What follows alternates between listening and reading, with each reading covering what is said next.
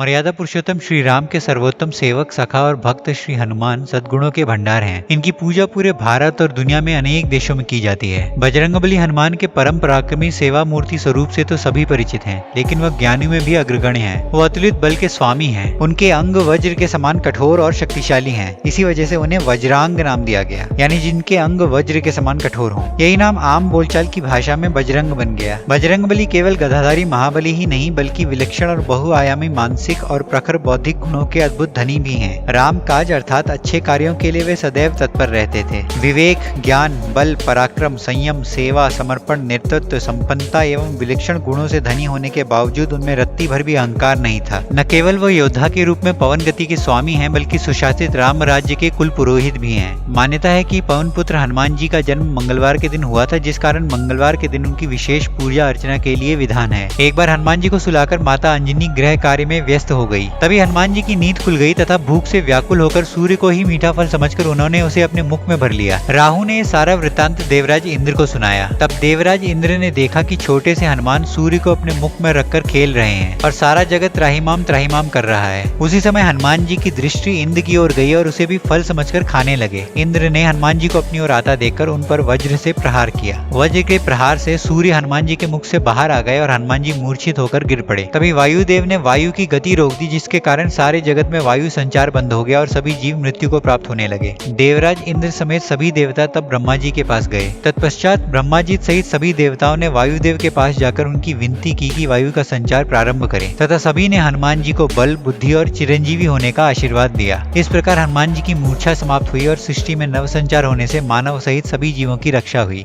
आपके सामने एक बड़ा सा रेड बटन है। हाँ, है। दबा दिया, आगे बोलो।